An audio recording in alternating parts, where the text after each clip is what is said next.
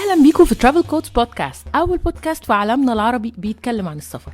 أنا مروة علي وحكون معاكم في كل بودكاست. البودكاست بتاعنا بيجاوب على كل أسئلتك عن السفر، بيعيشك في سفرية وانت قاعد مكانك، بيساعدك تاخد قرار هتروح فين وبالطريقة المناسبة ليك. خليك معانا هتلاقي كل اللي بتدور عليه. This is the final call for all remaining passengers receiving immediately boarding in 148. أهلا بيكم في حلقة جديدة من ترافل كودز بودكاست. النهاردة هنعمل حلقة سوبر عن أحلى مكان سافرناه مؤخرا، إيطاليا. يس. ودي أول حلقة ليا أنا ومصطفى في السيزن الجديد، سيزن 6. يس. إيه رأيك في بداية السيزن يا مصطفى؟ بداية قوية جدا. أول حاجة قبل ما نبتدي نحكي أي حاجة عن إيطاليا، قول لي تدي السفرية دي كم من 10؟ في أكتر من 10. يلا في حاجة أكتر من 10، يلا بينا. السفرية بصراحة كانت حلوة قوي، يعني من زمان ما عملناش سفرية متكاملة كده. لا، إيطاليا دي حاجة عظمة. طب هنبتدي مع الناس. أول حاجة، لماذا قررت السفر إلى إيطاليا؟ والله إيطاليا is a dream destination زي ما بيقولوا كده في الكتب، بس كان متأخرة، كان بقالها كتير يعني بنحلم بيها وما عملناهاش. صح، يعني واصلا مش منطقي اصلا. احنا كل السفريات اللي سافرناها دي في اوروبا وبره اوروبا وكل القارات وايطاليا اللي الناس ما بتسافرش غيرها ما كناش لسه رحناها يعني. والناس دايما بتقول عنها شعر، يعني تكون اي حد بيتكلم عن، حتى البودكاست بتاعك فيه حلقات كتير كل الناس بتجيب سيرة إيطاليا بالخير. ايطاليا بس يعني ايطاليا بس، اكل ايطاليا، فسحه ايطاليا، انبسطنا في ايطاليا، صيفنا في ايطاليا. ايوه وبعدين كانت لازم نروحها. طب يلا نبتدي باحلى الحاجات اللي شفناها في ايطاليا وبعدين نخش لهم في التفاصيل. احلى الحاجات؟ انت بتصعبي الاسئله خالص، بادئه معانا باسئله صعبه. اصل كل الحاجات هناك حلوه، كل حاجه بصراحه. انا مفيش حاجه شفتها مش حلوه. ايه اللي يخلي حد بيسمع البودكاست ده يقرر انه عايز يروح ايطاليا؟ انا اقول لك يا ستي، صلي بينا على النبي، ورقه وقلم واكتبي ورايا. عليه الصلاه والسلام. لو انت من عشاق الطبيعه هتجدي هناك كل اشكال الطبيعه الحلوه. ماشي. من جبال خضراء، من مرتفعات مختلفه، من بحار وشواطئ عظيمه وانهار وكله. لو حضرتك من عشاق الاثار ستجدي من الجمال ده. ايطاليا بقى مش كلام يعني، ده الفنون اصلها فين؟ في ايطاليا. وتلاقي بقى الرسم والفن والمزيكا هناك يعني لها اصول، معمار رهيب، فمعمار عظيم. وبعدين يعني انسبايرنج كده، بيديكي حاجه تخليكي تفكري. فانت لو عندك حس فني هيكبر جدا في ايطاليا، هذا هو المكان المناسب ليكي. اما بقى لو كنت من حبايبنا الاكيله، ايوه بقى، وهم كثروا وهم احنا برضو هتلاقي نفسك في ايطاليا بكل الالوان. احنا اصلا كنا يا جماعه عندنا تشالنج، يعني تحدي، ازاي نقدر ناكل كل اللي احنا عايزينه كل يوم زائد نجرب حاجه جديده. اختراق الضحيه من كل ناحيه. يعني في مثلا برنامج يومي لازم يكون جواه ايس كريم، لازم يكون جواه بيتزا، لازم يكون جواه قهوه. ده روتين. ده روتين ده يومي. غير بقى الحاجات اللي عايز تجربها، غير الحاجات اللي عايز تاكلها، يعني ده الاساس. بقول لك ايه، الراجل بتاع المطعم كان بيقابلني بالحضن. كان بيقابلني بالاحضان. الراجل بقى خلاص استقبلني استقبال الفاتحين، هو مش فاهم ولا كلمه انجليزي بس كان حبيبي. ايوه بقى، يعني ده بنفتح قوس وبعد كده بنحط جوه كل الاكل، غير الحاجات بقى اللي عايزين ندوقها من كل مدينه. يعني طبعا، يعني دول ستاندر، دول معانا في اي حاجه كل يوم، والباقي بقى ايه، بيلف ويتحرك. طبعا مش عايزه احكي على ابني الصغير علي، لان علي كان لازم يبقى معانا في الحلقه دي. اصيب بالادمان. اصلا كل الايام كان بياكل بيتزا، كل الايام، يعني ما كناش عارفين نوقفه. تصدقي هو اكل كل يوم فعلا، كل يوم، يعني كل يوم فعلا اكل بيتزا. خلاص تعلق بالبيتزا تعلق غير منطقي، جنون. حاجه برضو ظريفه قوي في موضوع ايطاليا ده، ان في طيرانات من مصر متعدده بتروح، وفي طيرانات اقتصاديه وفي طيرانات نص، يعني هتلاقي اسعار كتيره بتروح كذا ديستنيشن ما بين روما ما بين ميلان، فده بيديك احساس كده ان انت ايه، متغطي. ده صحيح. انا لسه ما خلصتش الاسباب، انت فاكر خلصنا؟ لسه في حاجات تانية. ده في تنوع كمان المدن. كل مدينه وليها فليفر مختلف، ليها نكهه مختلفه. يعني لو كنت مثلا عايزه تتفرجي على حاجه ثقافيه، عايزه تتفرجي على اشياء قديمه، عايزه تتفرجي على حاجات حديثه، عايزه تروحي مثلا مدن شكلها مختلف مفيش منها في العالم تاني، كل الحاجات دي موجوده فين؟ في ايطاليا. وهذه هي الاسباب. يا جماعه انا كان عندي مشكله جامده جدا، ان كل مدينه بنمشي منها ببقى حاسه ان انا ما شبعتش. ايوه، عايزه من ده تاني، يعني انا ماشيه على عيني. ايوه كل مره كده. بس احنا برضو خدنا يعني لقطات بسيطه، ما قعدناش شهور، مفترض نقعد شهرين 3 في كل مدينه مثلا عشان نحس ان احنا يعني طبعنا معاها. وهي المشكله كانت هنا بقى، ان احنا واحنا بنخطط هنروح فين في ايطاليا ما بقيناش عارفين مين ولا مين. صح، يعني احنا عندنا مده محدوده ومعانا طفل طبعا، فمش عايزين نمرمطه، وفي نفس الوقت عايزين نروح كل حته. وكراجل يعني بلانر قديم للسفريات، اقدر اقولك ان ايطاليا بتتنظم كالاتي: اديني. اما انك تاخديها شمال وتطلعي لفوق، ايوه، او تاخديها جنوب وتنزلي لتحت، ايوه، او تلفي في النص. اوكي ما قالش اي حاجه مفيده بس تمام. انا قصدي ان في مدن بتتاخد مع بعضها وممكن تدوروا اكتر او تيجوا تسالوني ايه رايك. مثلا حلو كده. فعلا كان الموضوع صعب عشان كنا عايزين نروح حاجات كتير قوي واحنا اصلا نزلنا على روما. يعني معظم الناس تروح على ميلان فعشان نلف اللفه من روما لميلان كان مواضيع يعني في النص في مدن كتير كان مستحيل نعمل كده فكان لازم نضحي بشويه مدن من اللي نفسنا نروحها. بس هي الفكره ان كل مدينه فعلا ليها فليفر كل مدينه ليها طعم مختلف وتجربه مختلفه فهي ده الموضوع. بس انا فاتني حاجات يعني كان نفسي اروح قوي توسكاني مثلا الريف هناك الريف رهيب ما لحقناهوش يعني ما لحقناش كان في وقت كابري ما لحقناش ميلان نفسها ما لحقناش يعني انا بؤكد لك ان ايطاليا دي لسه لها مثلا 3-4 سفريات. هي الناس عموما بتروح ايطاليا سفريات متعدده يعني اي حد بيسافر ايطاليا بيروحها مره واتنين بيشرب من نيلها بيرجع لها تاني. لا وبعدين الناس لما بتشوف الفيديوز مثلا على انستجرام بيقعدوا ايه ده طب فين بقيه الحاجات هل هي مش حلوه عشان كده ما رحتوهاش. لا يا جماعه باكد للمره المليون كل حاجه هناك حلوه. احنا ما كانش عندنا وقت ولا ساعه ان احنا نعمل كل حاجه لان الوقت كان ضيق ومعنا طفل ومعنا شنط واحنا الحقيقه برضو طحناه في الاخر. يعني احنا اتحركنا كتير نعتبر مش قوي يعني اتحركنا مثلا في 5 مدن مثلا. طيب ما ايه في 3 ايام. نيجي الاهم سؤال الناس كلها بتسال عنه تكاليف السفر لايطاليا بالنسبه لاوروبا.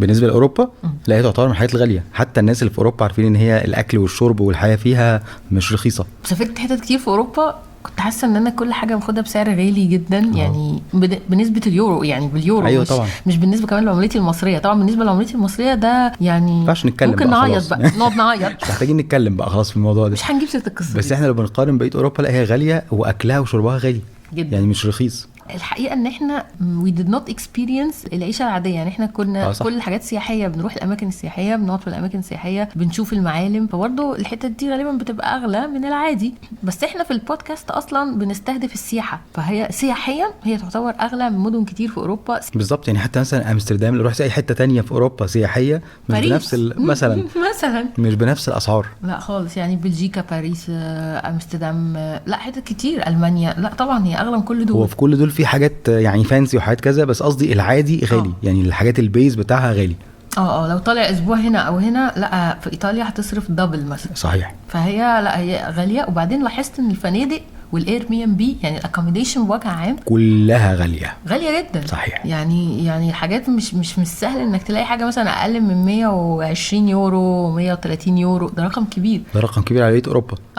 يعني في حاجات كبيره في اوروبا بتوازي ب 50 يورو أيوة. حاجات حلوه وهايله وكل حاجه. انا كنت بقعد في باريس عادي يعني ب 50 و60 وكده يعني كنت وفي حاجات حلوه جدا وفي وسط البلد وكل حاجه. بس انا مش بتكلم على هوستلز انا بتكلم على فنادق مش كبيره يعني فنادق 3 نجوم مثلا و4 نجوم اللي هي الحاجات العاديه اكوموديشن بالنسبه للعيله انها تقعد فيها يعني فهي تعتبر بصراحه غاليه ويعني اللي بيفكر لازم يحوش لها شويه ويختار برضو حاجات مناسبه ليه يعني يختار الباكج اللي هتناسبه. يعني من الحاجات الظريفه قوي اللي عملناها في السفريه دي ان احنا دايما كنا بنختار الفندق جنب المحطه. ايه رايك فيا جامد. ايه رايك في اختياراتي؟ طب ما انا اللي اخترته برضو كده مش لوحدك معلش بس اختياراتي اساسيه. اميجو اللي انا اخترته كان برضو جنب المحطه.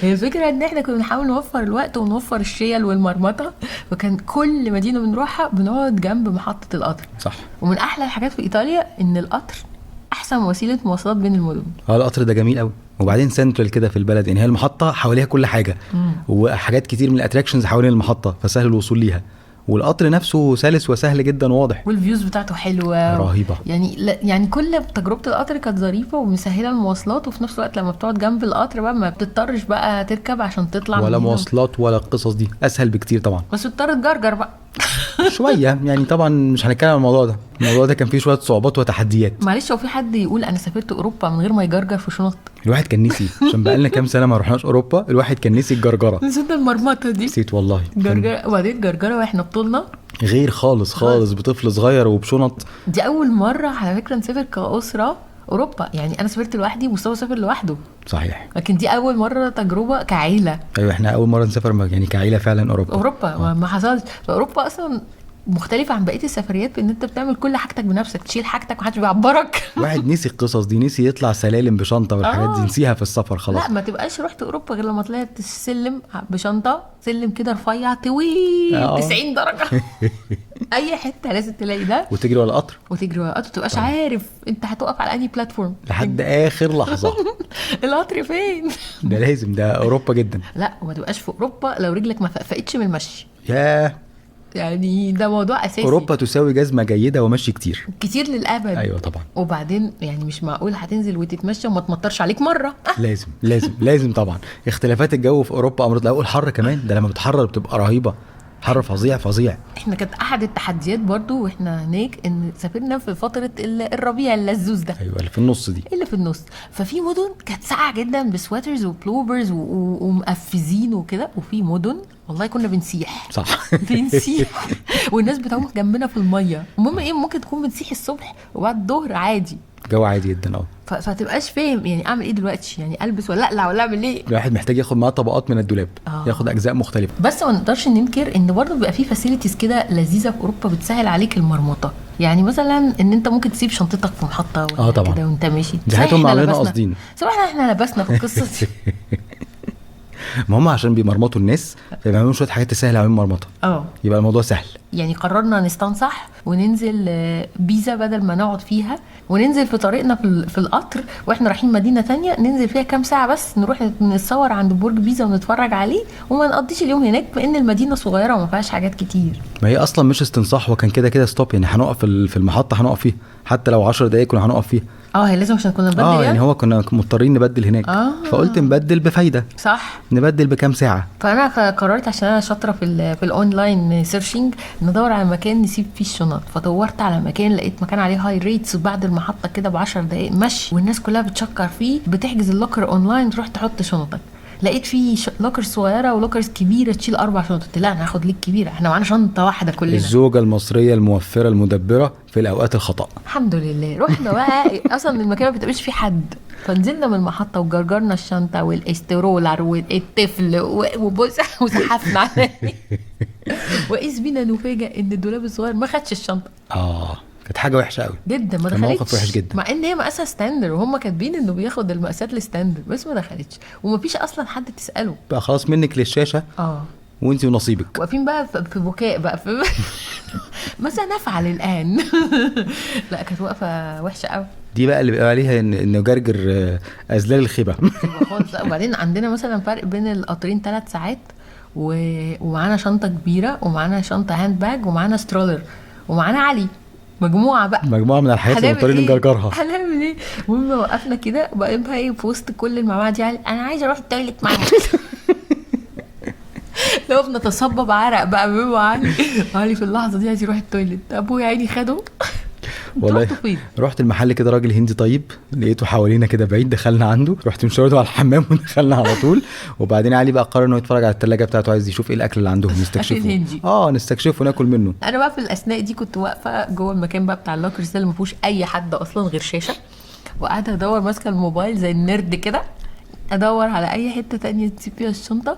اكتشفت بقى اللي شل بقى اكتشفت ان في لوكرز جوه المحطه نفسها اللي هي مشينا واتمرمطنا منها 10 دقايق بالجرجره. حصل. ورجعنا تاني نفس المشوار وسيبنا كل الشنط الحمد لله. بس هو كان في ده حل ثالث بقى غير كل دول، ان ممكن اي اوتيل او اي هوستل من دول اللي عندهم الشنط. بس ما احنا بقى ما كناش لسه هندور على هوستلز بقى، يعني لسه بقى هندور على هوستل. طب بقول لك، طب نبص الاول على لوكرز. طب احنا بقى في لحظات توتر. المحطه بقى الراجل اللي في المحطه بقى عادي خالص، جنب على الرصيف نفسه بتاع المحطه، مش محتاج تعدي في اي حته. الناس جوه ما بتاخد منك الشنطه من ايدك تدخلها هي جوه، تصور الباسبور بتاعك، مفيش حاجه، وتدفع لهم الفلوس وتمشي، ما تبذلش اي مجهود. بس كان متاخر شويه المعرفه دي، بس الحمد لله بس لحقنا خير. لا بس لحقناه واتفرجنا على البرج وتصورنا معاه وعملنا كده وكده زي ما الناس كانت عماله تعمل حواليه. زي الفيديو الشهير. زي ما كل الناس كانت عماله تعمل كده وكده حوالين البرج، عملنا معاهم زيه. بس ما لحقناش نتغدى عشان الوقت كان ضيق بقى يعني. بس كان الايس كريم هناك كان رهيب، كان تحفه، كان حلو قوي. او جيلاتو عشان ما يزعلوش. يعني اي حاجه جربناها من اي مدينه كانت تحفه وكانت مختلفه. يعني كل مدينه فعلا. يعني البيتزا مثلا في روما غير البيتزا خالص في شانكتاري، غير البيتزا خالص في فلورنس. ايوه، هم كل مدينه فعلا ليها طعم مختلف وليها حتى التوابل مختلفه، يعني بيعملوها بشكل مختلف. في بيعملوها بزيت زيتون تقريبا، وفي من غير زيت زيتون، بتبقى بس دقيق ومي. يعني هم عندهم كده في فرق في البيز انجريدينت نفسه. والمكرونه. لا التي تسمى الباستا، التي تسمى فعلا. ده حرام عليهم. انا اول ما نزلت ايطاليا اول حاجه عملتها، اول حاجه نزلت اكل الباستا، رحت مطعم طلبت باستا بس بالصلصه. قلت انا لازم ادوق البيزك عشان ابتدي ابني فوق. نقارن لا عشان نبني بقى يعني عشان ما اخدش حاجه تبوظ. انا ابتدي من تحت خالص ونطلع واحده واحده خطوه خطوه. لا وكان رهيبة البناء رهيبه رهيبه رهيبه. باستا هناك اسطوره والله العظيم. ما ينفعش خالص يتقال على اللي احنا بناكله هنا مكرونه. لا خالص. ولا بيتزا ولا بيتزا. تعالى لهم حاجات تانية. هو اكل تاني، سوسن اي حاجه حماده اي اسم تاني. في ناس كتير كانت بتقعد تقول لنا البيتزا في روما مش حلوه وهتعجبكم البيتزا في الحته التانية اكتر. مش عارف ازاي كانوا بيقولوا كده، ازاي وليه كانوا بيقولوا لنا كده، ليه كانوا بيعملوا معانا كده، مش عارفه بيفكروا في ايه وهم بيقولوا كده. مش عارف الحقيقه.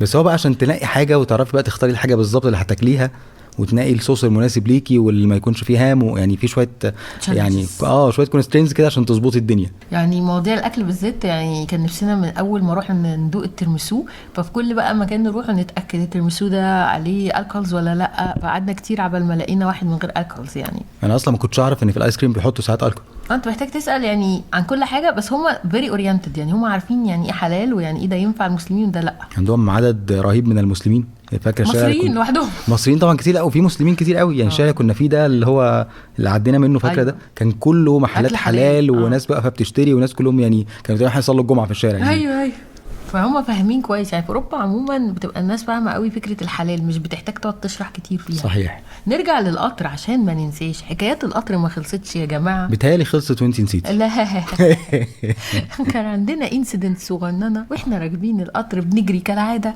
لما ما كناش عارفين البلاتفورم برضه كالعاده. ممكن حاجه صعبه جدا كده يعني. القطر لحد اخر لحظه الناس واقفين كلها متكدسه قدام القطر وهم مش هيركبوا. ايوه وهو المحطه كلها 2 سم. طب ما تسيبونا نعدي. ما هم ما بيبقوش عارفين القطر هيجي فين، فالناس تبقى مترشقه في كل حته. وبعدين يجي بقى قطرك قبل ما يجي ب5 دقايق مثلا 3 دقايق تلاقيهم كتبوا هو هيوقف على انهي بلاتفورم. والمشكله كمان ان الرصيف البلاتفورم اللي بيقف عليه ساعات مش بيبقوا زي في مصر كده موازيين لبعض، ساعات بيبقى نفس الخط، اوله مثلا نمره 8 ورا بعض واللي بعديه نمره 9. صح. مش زي في مصر مثلا 8 وبعدين موازي له 9 وبعدين موازي. لا ساعات بيبقوا خط واحد نفس الخط الارقام ورا بعض. الناس تبقى مرشقه في كل حته كده. فاحنا جايين نركب القطر، كنا في شينكو تاري، هنحكي لكم عليها كمان شويه. مهم يعني المدن الصغيره على البحر. القرى، 5 قرى. 5 قرى شينكو تاري، دول 5 قرى على البحر هناك تحفه سياحيين، فيهم احلى هايك في الدنيا الناس تعملها، فيهم ممكن تاخد مركب كده وتتمشى ما بينهم، واصلين مع بعض كده زي اتوبيس نهري كده. اتوبيس نهري بينهم جبال خضراء جميله على البحر كده، حاجه يعني سحر. مش عارفه ازاي بيقولوا لهم قرى كده عادي. هي اصلا كلمه قريه هناك عيب يعني، بالنسبه لي كانت عيب الحقيقه. لا في شايف طين ولا شايف ناموس ولا شايف قريه ايه قريه اللي بتقول عليها دي يعني ايه قريه يا عم؟ قريه ولا صغير. واحد مثلا لابس لبس البحر مثلا ونازل يصطاد، مفيش اي احساس بالقريه. مش حاسين بالقريه يعني. في القرى السوبر نورشت دي الحلوه قوي اللي احنا قريه مدينه الانتاج دي ايه ده؟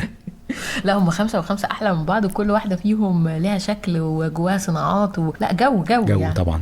واكلنا فيهم برضو اكل حلو قوي. ده كفايه السمك المحمر ده اللي كان في السكه، فاكر؟ السمك الحمر ده كان جميل قوي. قرطاس كده صغير فيه الخير كله وممكن تحطي فيه اللي انت عايزاه.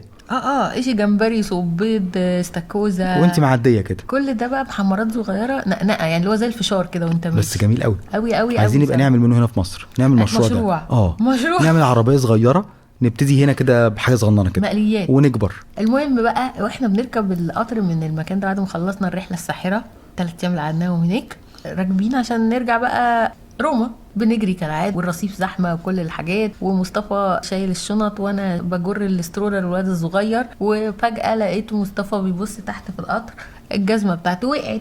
هو اصلا ده كانت القطر اللي هيبقى اطول شويه، كان 3 ساعات وشويه، وخلاص بقى هنطلع نريح فيه. بطلع الحاجات، طلعت شنطه في الثانيه وبعدين حسيت بهوا لقيت فرده وفرده، في فرده مش موجوده وقعت تحت القطر. وطبعا كحال الناس في اوروبا بيتاثروا جدا جدا، مش بيعمل اي حاجه. بصوا كده ولهم يتاثروا يعملوا اصوات ويبصوا ويتعجبوا، يا حبايبي تحسهم معاك في القصه، محدش بيعمل حاجه، كلهم بيزقوا ويخشوا جوه، خلاص مفيش حاجه حصلت. الواد الصغير يعني اتخض، حس ان في حاجه حصلت، راح معيط. جزمه ابوها راحت، الحقونا هنعمل ايه؟ انا بقى شايله علي وشايفه الجزمه يعني تحت القطر هي باينه، بس طبعا مكان صعب جدا ان حد ينزل له. وبعدين يعني ممكن لو حد ماسك حد مثلا يقوم موطي يعني فيها صعوبه زي القطر عندنا في مصر، بس معايا علي فخايف اعمل اي حركه لا ينط ورايا. وبعدين لقيت واحد تقريبا بيشتغل في القطر راح بص لمصطفى وبص للجزمه. ايوه هو حاول يفهم، هو لقى انا اتخضينا كده، وبعدين رحت مشاور له فرده وفرده. هم برضه الانجليزي عندهم بعافيه، فانك تعرف تتفاهم معاهم مش اسهل حاجه. فهو شافني طالع بنط فرده وفرده، وبعدين خلاص انا استسلمت الامر، قلت خلاص بقى انا حاولت ما عرفتش، انتهينا نكمل لما نوصل هناك بقى نشتري شوز وخلاص هنعمل ايه. وبعدين الراجل بقى حس انه تاثر بالمشهد، فراح قرر انه يعمل حركه بهلوانيه سريعه قبل ما القطر يطلع، ولقيته طالع لي في القطر وماسك الشوز في ايده وطالع لي باستقبال الفاتحين. لا ده كان في موسيقى تصويريه وراه، ومقرب عليا وعمال يبص لي وعايز يوري نفسه لمروه عشان يشوف ان هو قد ايه عمل بطولي، فكلنا نسقف له. بصراحه عمل بطولي صراحه. انا كنت عايز ابوسه، كنتش مصدق نفسي. الموضوع غير ان انت كنت بقيت حافي، ده حقيقي. والموضوع ده صعب. الفكره بقى اصلا ان احنا اكيد مش هنعمل شوبينج. لا وبعدين اللحظه اللي هنزل فيها يعني سيبك من 3 ساعات اللي هقضيهم بفرده وفرده، مش ممكن تحلق الثانيه عشان ما يزعلوش، مش مهم. بس لما اوصل هناك بقى هعمل ايه؟ ما انا هنزل برضو بنط رجلي ورجلي. لا ومحطه. وبعدين بقولك مش هننزل نشتري ابدا سنيكر من هناك مع الاسعار اللي كنا شايفينها. ايوه الراجل ده جاب لنا ثروه كبيره جدا. لا يا جماعه الاسعار طبعا يعني في انفليشن، في تضخم حصل في اوروبا فعلا بشكل ملحوظ. طبعا اللي عمره ما كان بيحصل ده في كل بلاد اوروبا وايطاليا منهم طبعا. وفي بقى عندنا احنا في مصر حصل تضخم وتعويم، فحصل حاجات كتير وتحمير حصلت حاجات كتير جدا جدا. المهم بقى الراجل ده فضل طول السكه طول السفريه قعد يروح وجاي ويبقى باصص لي كده بابتسامه عريضه، فاكرني انا اللي انا اللي انقذتك. طب سؤال مباغت يا مصطفى، احنا زورنا كذا مدينه، ايه اكتر مدينه او مكان عجبك؟ كلهم حلوين، كلهم ابنائي. يعني مثلا روما انت ممكن تنزلي تمشي فيها تتوهي وتكتشفي الشوارع وترجعي تاني تلاقي نفسك عملتي تجربه عظيمه وتجربه حلوه ومختلفه. روما كانت البدايه. يعني اول ما وصلنا نزلنا روما فضلنا نتمشى يا رجلي فكرتيني ليه فكرتيني يا رجلي في حاله جنون من المشي. حصل اليوم ده اتمرمطنا، يمكن قعدنا طول الرحله تعبانين منه. ايوه كان يوم يعني مشي حتى النهايه. وعلي بقى كان مش قادر يعني يمشي شويه وتعبان شويه، طب شيلوني طب اعملوني، كان الموضوع صعب جدا لدرجه ان احنا تاني يوم الصبح اول حاجه عملناها ايه؟ اول حاجه نزلنا نشتري سترولر. يعني هو اصلا ما بقناش قوي نسافر بالسترولر علشان يعني هو كبر بيمشي، بس فعلا مدن اوروبا مع المشي الكتير احنا بس نسينا المشي عامل ازاي. وهو كبير بس مش للدرجه دي، هو ما يقدرش يمشي كل ده يعني صعب. هو المشي حلو، تتفرج على حاجات حلوه كتير والناس كلها بتمشي، فانت ماشيه في وسطهم مبسوطه، بتشوفي اتراكشن ورا اتراكشن تاني وبرضه مبسوطه بيهم. اصلا الشوارع والمباني العاديه حلوه والجناين وكل حاجه حلوه، بس الفكره انك محتاجه بقى مساعدات، يعني محتاجه حاجات تساعدك في المشي ده. مش بتبقى متوقع مثلا ان انت هتقابل جنينه تحفه في السكه قبل الكوليسيوم وتقعد فيها وتلعب، يعني قاعدين وبنجري وبنلعب نتمشى جوه الجنينه. طب ايه البارك دي جت منين؟ بارك حلوه جدا، تحس كده انها حاجه مش اكسبكتد وبتاخد وقت كبير وفيها العاب اطفال وفيها فبنتحرك كتير ونمشي فيها كتير. طب ده ما كانش محسوب له. ما كانش محسوب له. واحنا برضو زي ما قلت نسينا يعني في تجهيزات معينه. احنا بقالنا كتير فعلا ما سافرناش اوروبا، فننصح كل شاب وفتاه اي حد مسافر ياخد معاه السترولر بتاعته. للصغيرين وللكبار. الكبار ياخد الجزمه بتاعه المشي او ياخد باتيناج اي حاجه نشوف له حل.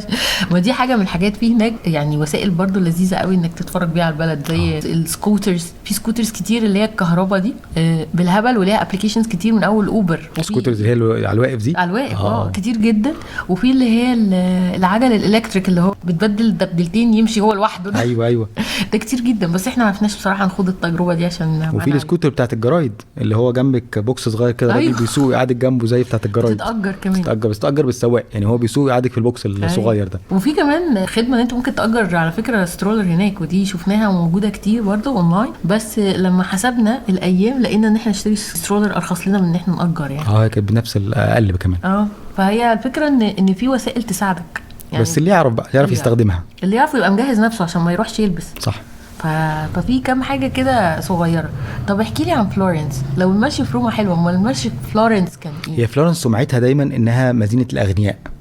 ان احنا هنروح هناك نتصور كده زي الاستاذه ياسمين صبري. ايوه. وزي الاستاذه الثانيه مش فاكر اسمها ايه، الممثله الثانيه اللي بتحاول تقلدها، يعني زي مجموعه من الناس. دره مش دعوه زي جماعه من الناس بيتصوروا في حتت كده. فهي فلورنس دايما مشهوره عنها ان هي المدينه الشيك الغنيه. شفت المحلات؟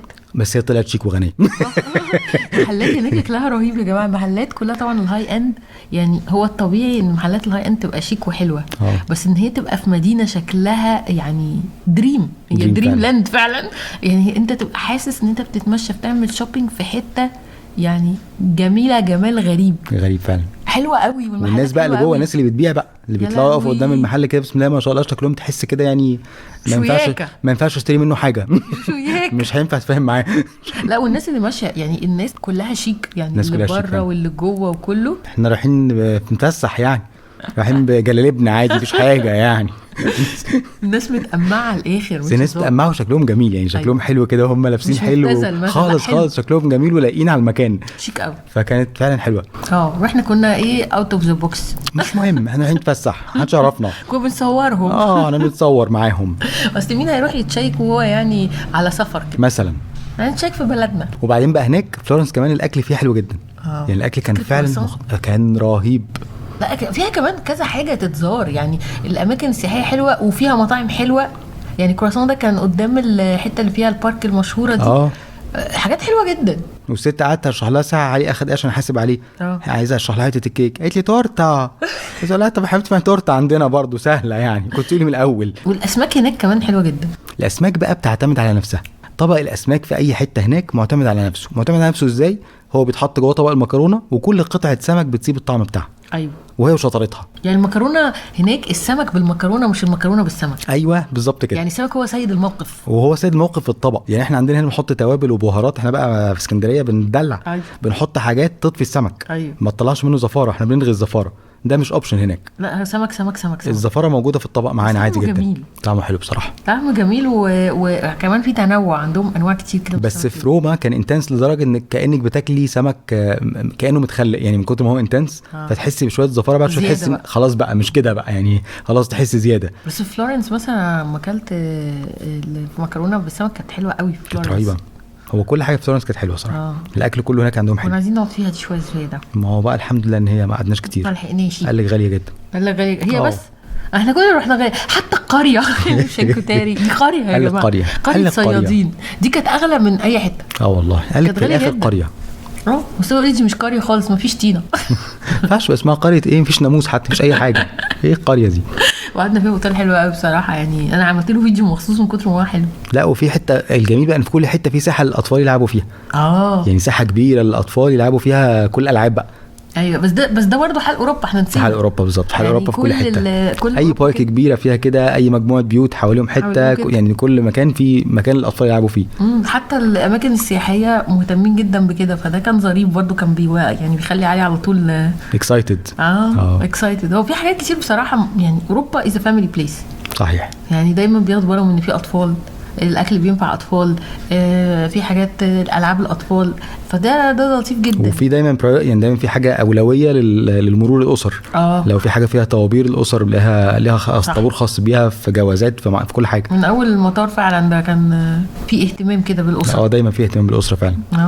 بس كمان في القريه كان في يوم بقى السوق بتاع القريه، كان سوق الثلاث ده ولا سوق الحد، كان عندهم في يوم كده السوق بتاع الخضار والسوق بتاع الملبوسات وكل حاجه. قريه بقى قريه. نزلوا يبيعوا بقى كل الحاجات. نزلنا يوم، تاني يوم بقى منظر تاني خالص. ايوه، لا كل حته مبدوره بضاعه من الفواكه والخضروات والملبوسات ومشغولات. في جديد وفي كل حاجه جديد. صح، كان كل حاجه كانت موجوده، ولعب اطفال وكله. ايوه كان في كل حاجه فعلا. وكل ده في شارعين صغيرين، يعني كل ده جنب بعض كده متزنقين. هي قرى صغيره اصلا. وساعتين زمان ما كانوش موجودين تاني خلاص. بس احنا مشينا بقى يعني. احنا رجعنا ما لقيناهمش. بس حسيت بالفرق بين السفر لايطاليا واي مدينه تانية في اوروبا؟ طبعا في اختلافات كتير. زي اولا مفيش التشنيجه بتاعت اوروبا فيها تشنيجه مثلا في اشارات المرور. ما ينفعش تعدي حته واشارات المرور لسه ما اتقفلتش تمام التمام. هم جرايبنا هناك. يا خراب قربنا جدا. ثانيا بقى صوتهم عالي جدا. دوشه. يعني انا كنت متخيل احنا زمان لو تفتكري لما رحنا سريلانكا كان السواق مخضوض مننا. أيوة. عشان صوتنا عالي، كان مخضوض مننا، كان خايف، كان في الاول فاكرنا بنتخانق او بنزعق او حاجه، وبعدين اكتشف ان ده صوتنا الطبيعي. لما بنروح لبنان بنحس ان صوت اللبنانيين صوتهم عالي اعلى مننا. ايطاليا في حته تانية، زعيق بس، صوتهم عالي وتشويح وكل حاجه، وخلقهم ضيق قوي، يعني تحسيهم طول الوقت كده على المحك. أيوة. عايزين يتخانقوا. فاكره البنت بتاعت اللي كانت بتدخلنا بالمطعم اللي هي كانت اصلا قفشه مننا من قبل ما نيجي، قفشه من كل الناس. هي اصلا ما عندهمش ويتنج ليست، فهي مش عايزه تجمع ناس قدام محل صغير جدا. يعني مفيش مكان الناس تقعد فيه، يا دوب هم كلهم 3-4 ترابيزات، فاللي قاعدين تمام. اي حد بقى بيجي والناس كلها مبسوطه من المكان فعايزه تدخل. اي حد بيجي بتسربه، مش بتسربه بقى اللي هو مثلا يعني كمان شويه، لا مفيش مكان وما اعرفش هيفضى امتى وما تستناش ومفيش ويتنج مفيش دندن ومفيش حياتي. قفش بس قلبه وشاي عيني، لدرجه كنت بحس الناس خايفه منها. والله كانت خايفه، يعني هي شكلها فعلا قفشه على الناس كلها، والناس تحاول تتكلم معاها بلطف طب كده، وبجنسيات مختلفه يجوا يتكلموا معاها بالراحه بهداوه. مفيش سياحي بقى يعني، ما اعرفكش مفيش كده. كانت قلبه وشاي جامد فعلا. فهو في ناس كتير هناك كده قافشين على الحياه شويه، تحسيهم كده دمهم حامي. مش عارفه، بقول لك برضو يمكن عشان مناطق سياحيه فهم زهقانين بصراحه، انا مش عارفه بصراحه. بس هو عموما ما حسيتش ان يعني ان هو شعب مثلا مضياف، ما حسيتش كده. لا مش كده، لا طبعا ما حسيتش برضو. يعني في طبعا ناس كانت لطيفه جدا، بس كانت لطيفه في حدود اللطف المعتاد بتاع اوروبا مثلا. يعني في بلاد في اوروبا اكثر ترحاب من كده بكتير. يعني في هولندا مثلا الناس اظرف من كده. يعني مثلا من ضمن الحاجات ان اخر يوم كنا قاعد عشان نلاقي الاوتيل الاخير، قعدنا في حوار كبير جدا. هي الاوتيلات عموما في اوروبا دايما بيبقى فيها قصص كده من غير معتاده. يعني اول مره في حياتي كنت اشوف فكره ان يبقى في اوتيلين في نفس المكان ده. كانوا 2 ولا 3 في مبنى واحد. احنا اكتشفنا 2، يمكن في ثالث ما اعرفش. 2 في نفس المبنى. يعني هو مبنى واحد ويافطه على جنب كده ويافطه تانية كبيره، اليافطه الكبيره بتاعت اوتيل تاني، فكل نلف ونرجع ومش عارفين، مش لاقيين اوتيل بتاعنا. وده يعني انا المدخل لدرجه بقى في الاخر مصطفى ومعانا شنطنا، قلت له بص انا هخش اسالهم حتى بقى لو كومبيتيتور، راح دخل اقول هو فين اوتيل كذا، قال لي ده فوقينا في الدور الثاني. فهمتش بقى، دي كانت بالنسبه لي حدث. ما هي الناس في الشارع برضو بتقول، بس هي مش بتقول معلومه كامله، فما تعرفيش توصلي قوي، تحس الموضوع فيه صعوبه كده. وبعدين انا قلت في الدور الثاني ده انا هخش بنسيون السعاده، كنت رايحه متوجسه. ما طلعش خالص بنسيون السعاده، موضوع غريب جدا جدا. اوتيل عادي جدا، اوتيل عادي واوض شيك وحلوه جدا وفي ريسبشن مودرن كده، وموضوع يعني موضوع غريب كله، ما يبانش خالص من دخلته ان هتلاقي ده جوه. بعدها مثلا ب3 اسابيع كنت في مصر معايا ناس صحابي جايين من بره، قعدوا برضو في فندق اكرامين يدوروا عليه، قعدوا ليله كامله يدوروا عليه يلفوا حواليه، برضو كان في نفس القصه في نفس العماره. يعني برضو واحد اسمه كبير جدا على العماره واسم صغير قبليهم بتاع الفندق اللي هم حاجزينه اونلاين. طيب ما طلعش بس هناك. قلت لهم يا جماعه انا ما شفتش الحكايه دي في حياتي كلها، سافرت قد ما سافرت وقعدت في قد اوتيلات مع حد، ما شفتهاش غير من 3 اسابيع، ازاي الاقيها مرتين كده؟ حصلت في شهر واحد، واضح ان احنا ما كناش واخدين بالنا. ما اعرفش، انا عمره ما حصل معايا كده يعني.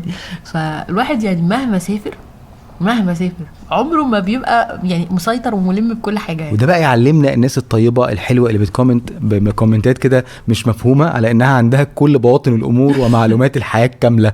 هو اصلا الواحد كل ما بيتعلم حاجه جديده بيكتشف في حاجات تانية ممكن يتعلمها، كل ما بيشوف حاجه بيكتشف فيها حاجات ابعد. لا هو السوشيال ميديا بتبقى فيها كده تحدي معين، ان انت باي معلومه بتقولها دايما في حد بيقول انا ما شفتهاش في حياتي فهي مش موجوده. بيعلي عليك من لا شيء. وانا ما شفتهاش فهي مش موجوده. أيوة. وانت عشت كام سنه ورحت فين مش عارفين.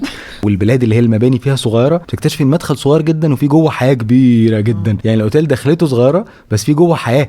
لا بقول لك ما حدش يقدر ينافس لبنان في الموضوع ده. لا لبنان سوبر لبنان سوبر. بتخش من باب بعدين تلاقي نفسك نازل تحت فيه 50 دور وكل دور. الحمرة دي مبهرة. شارع الحمرة شارع صغير جدا، اي مبنى فيه دخلته صغيرة جدا، تخش جوه تلاقي بلد كاملة. خلاصة القول ان فعلا ايطاليا تستحق الزيارة، بلد حلوة قوي جدا ومحتاجة اكتر من زيارة كمان اكيد. بس يعني نصيحتي بقى اللي عايز يسافر يحاول يسافر في الربيع والخريف، لان الهايست سيزون هو في الصيف، وطبعا ده بيبقى اغلى وقت وكمان ازحم. بالظبط، ازحم وقت، فمش هتستمتع في الزحمة. يعني فاكر فلورنس كانت عاملة ازاي واحنا رايحين اهو في الربيع؟ بشر كتير فوق بعض، انت بتبقى ماشي مش مصدق الزحمة. فمتخيل بقى كمان لو رحت في عز الصيف بيبقى رهيبة يعني. صح جدا. وكمان الواحد محتاج انه يديزاين الرحلة على قده، يعني محتاج يديزاين السفرية على مقاسه، سواء كان عيلة كانوا اصحاب كانوا فرد لوحده سولو ترافلر، يعني يظبط الرحلة على زي ما هو بيحب وهيلاقي اوبشنز في كل حاجة. ايوه انا عايزة اروح مرة لوحدي واجرب اخد سكوتر الف بيه البلاد. مش اكيد يعني بقول ده للناس كلها، بس هنقفل بقى على كده.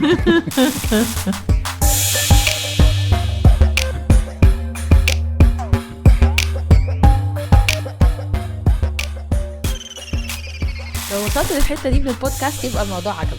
علشان تسمع بقيه الحلقات اللي بتنزل كل اسبوع تعمل سبسكرايب على البودكاست وتعمل لايك للفيسبوك بيج بتاعتنا Travel Codes Podcast.